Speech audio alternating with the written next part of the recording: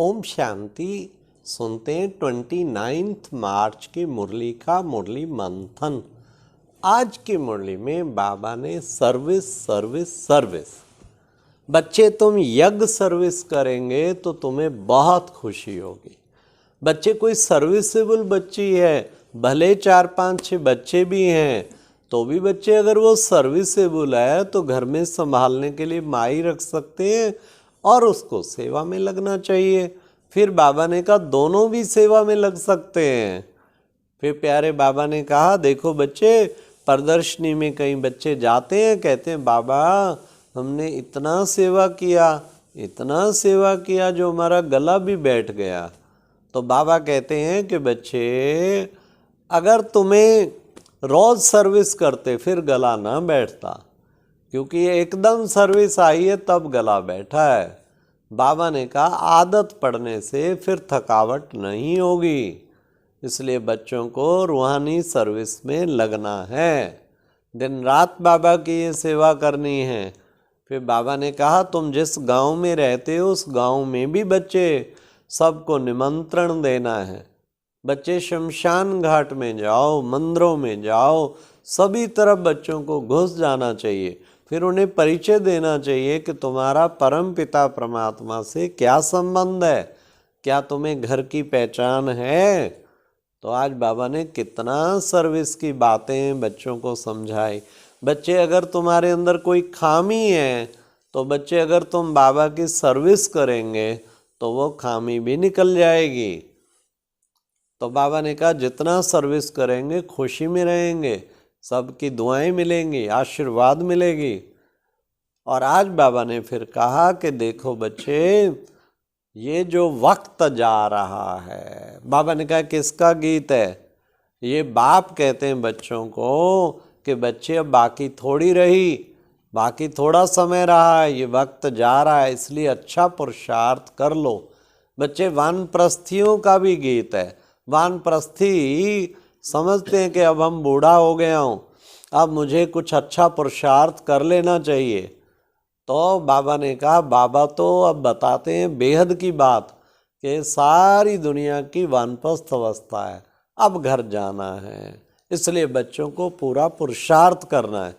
फिर बाबा ने कहा गृहस्थ व्यवहार में रहते बच्चे तुम्हारे संकल्प विकल्प नहीं चलने चाहिए। अगर विकल्प चलते हैं तो बच्चे तुम्हें डरना नहीं है, तूफान तो लाएगी माया, लेकिन तुम्हें विजयी बनना है। अर्थात बाबा ने कहा ये तो बच्चे तुम्हें कोई भी कर्मेंद्रियों से विकर्म नहीं करना कभी भी। तो ये भी प्यारे बाबा ने कहा। और साथ साथ बाबा ने आज विशेष कहा कि देखो बच्चे बाप जो है तुम्हारी मदद करेंगे, हिम्मते बच्चे मत दे बाप, लेकिन किन बच्चों की करेंगे?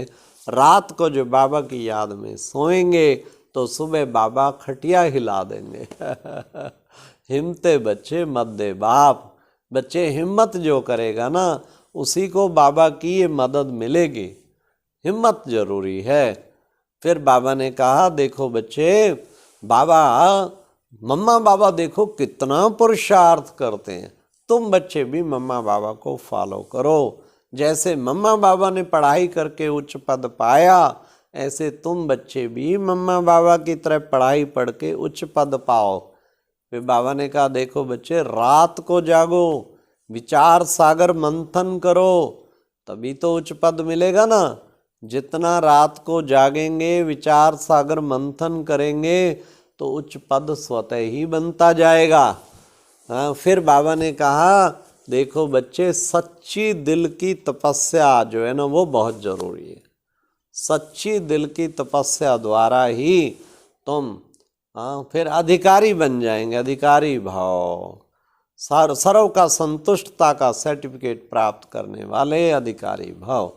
बाबा ने कहा 95% संतुष्ट होने चाहिए, ये है सच्ची दिल की तपस्या। वैसे कहो मैं योग लगाता हूँ और संतुष्ट कोई नहीं है, फिर कोई फायदा नहीं। तो तुम्हें संतुष्टता का सर्टिफिकेट लेना है सबसे, सभी संतुष्ट हों, और उसका तरीका सच्ची दिल की तपस्या। जितना तपस्या करेंगे उसी से ही तुम बाबा के समान अच्छे योगी तपस्वी बनते जाएंगे।